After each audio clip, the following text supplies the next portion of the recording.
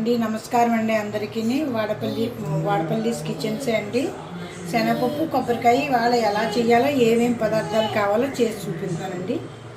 చూడండి, తప్పకుండా చూసి వండి తిని చూసి లైక్ చేయండి. మీరు సబ్స్క్రైబర్ చేయండి. ఇప్పుడు శనగపప్పు కొబ్బరి చూపిస్తున్నానండి. దానికి కావాల్సిన పదార్థములు ఇదిగో పచ్చెనగపప్పు అండి, కడిగో కుక్కర్ పెడతానండి.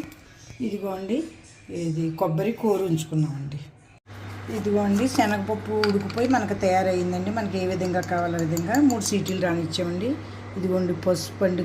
ఇదిగోండి శనగపప్పు కొబ్బరికాయ మనకి కావాల్సిన విధంగా తయారైపోయింది. ఉప్పు వేసాను, యాలకుల పొడి, ఇగో యాలకుల పొడి చెదగొట్టు ఉంచానండి, పొడి వేసానండి.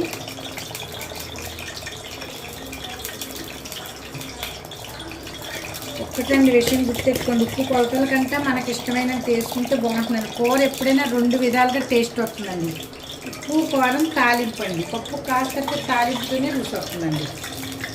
ఇదిగోండి ఎల్లుల్లిపాయలు, మినపప్పు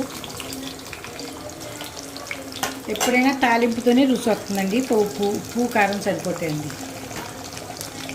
ఏ కూర అన్నా ఉప్పు కారం సరిపడి ఉండి మనం వేసిన తాలింపు బాగుంటాయండి. చెప్పకండి, బ్రహ్మాండంగా ఉంటుందండి. పప్పు కూడా మీకు ఎంతో ఇష్టంగా తింటారండి. ఇగో ఆవాలండి, ఇదిగో జీలకర్ర అండి. ఇందాక మినపప్పు ఎల్లుల్లిపాయలు వేసానండి, ఇప్పుడు ఆవాలు జీలకర్ర వేసానండి. ఇదిగోండి ఎల్లుల్లిపాయలు వేగిపోయినాయండి. కరివేపాకు వేస్తున్నాను. కరివేపాకు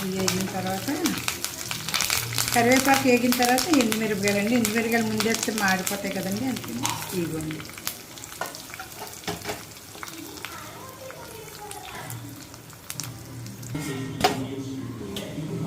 ఇదిగోండి తాలింపు అయిపోయిందండి. తాలింపు వేస్తున్నాను. తాలింపు అయిన వెంటనే మూత పెట్టుకోవాలండి. ఇది మా అత్తగారు నాకు చెప్పారండి. ఆ వాసన సుగంధం పోకుండా ఉంటుందండి. 2 నిమిషాలు మూత ఉంచాలండి. అప్పుడే పప్పు మనకి ఆ తాలింపు అది పట్టి బాగుంటుందండి. 2 నిమిషాలు అయిందండి. తాలింపు వాసన పట్టే ఉంటుంది దానికి. ఇదిగోండి ఏ కూర అయినా సరే మూత పెట్టాలి తాలింపు వేసిన తర్వాత. అది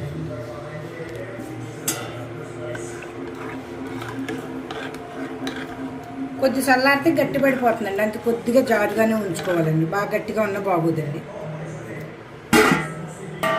ఇదిగోండి తయారైంది. ఇప్పుడు అన్నం వేడి అన్నం పెట్టుకుని ఇది వేసుకుని నెయ్యి చుక్కేసి తింటే అండి చాలా బాగుంటుందండి. ఆవకాయ, కొత్త ఆవకాయ ఒకటి పట్టాం కదండి, కొంచెం అది కూడా వేసుకుని తింటే, చారు ఉంటే చారు కూడా వేసి కలుపుకుంటే చాలా బాగుంటుంది. కావలసిన పదార్థాలండి: అల్లం అండి, ఇదిగో అల్లం ఇందులో వేసుకున్నామండి చారులోకండి. ఇగో ఉల్లిపాయలండి మరిగేటప్పటికి. ఇదిగోండి కరివేపాకు వేసానండి. ఇదిగో చింతపండు అండి,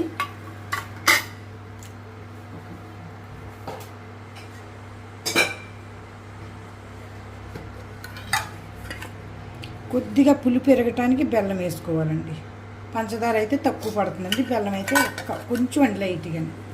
ఇదండి ఇది ఉప్పు అండి తగినంత.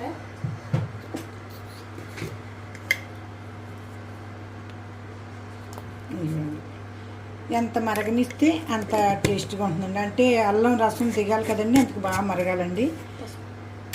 ఇగో తాలింపుకండి జీలకర్ర, వాము, మెంతులు, ఆవాలు, ఎండుమిరపకాయలు, కరివేపాకు అండి.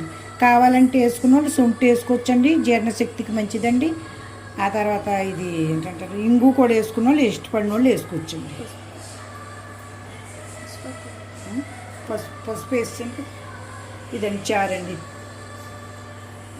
ఇగోండి చారులో కొంచెం ధనియాలు, జీలకర్ర వేసుకుంటే పైచానికి వాటికి అది మంచిదండి. కొంచెం ధనియాలు కూడా జీలకర్ర కొంచెం కొట్టుకుని కచ్చాబిచ్చేస్తే అండి బాగా మరుగుతే ఈ రసం దిగుతుందండి. అయిందండి. అదిగోండి దాంట్లోకి తాలింపుకి కావాల్సిన పదార్థాలండి. ఇదిగోండి మెంతులండి. ముందు మెంతులు వేసామండి. ముందు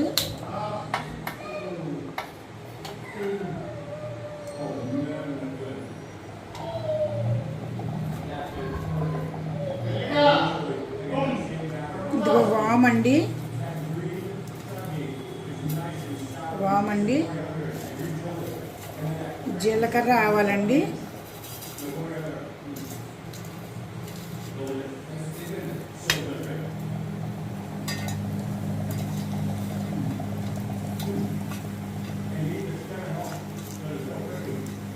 కరివేపాకండి,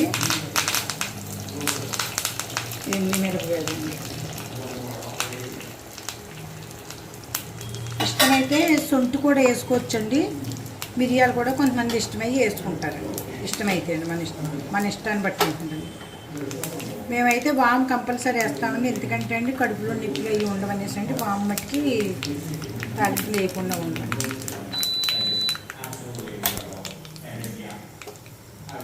ఇదిగోండి తాలింపు వేస్తున్నానండి.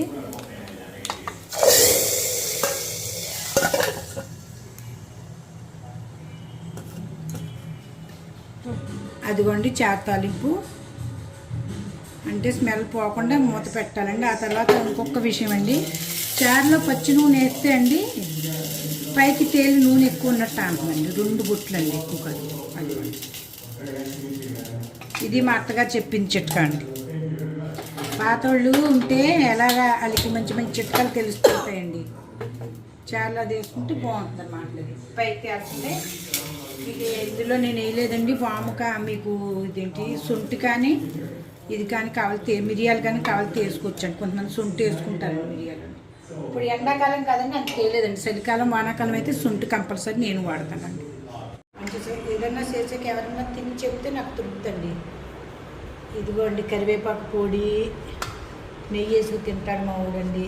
ఇదిగో ములక్కాడ ఆవకాయ అండి, ఈ పక్కనే పెట్టుకున్నాడు. ఆవకాయతో కొంచెం చాలా బాగుంటుంది కదా, వేడాక నెయ్యి వేసుకుని. ఇదిగో శనగపప్పు, కొబ్బరికాయ, ఇదిగో చారు, ఇక వడియాలు ఇంట్లో చేసుకుంటామండి. అప్పడాలు అయిపోనామండి. ఇగో వడియాలు,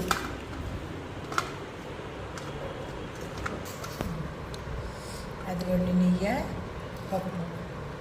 నెయ్యి పప్పుకు ఆ టేస్టే వేరండి. అబ్బా యాలకులు టేస్ట్ అండి, చాలా బాగా వాసన వస్తుంది.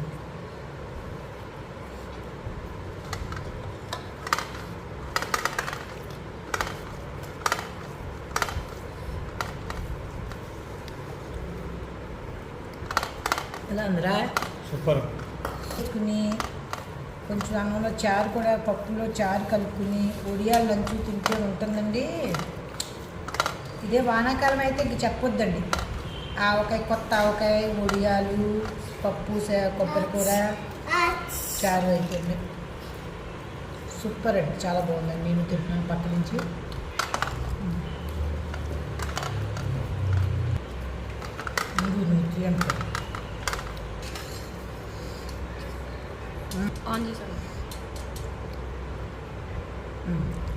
చారండి, పప్పులో కొద్దిగా వేసుకుంటున్నాడు మావాడు.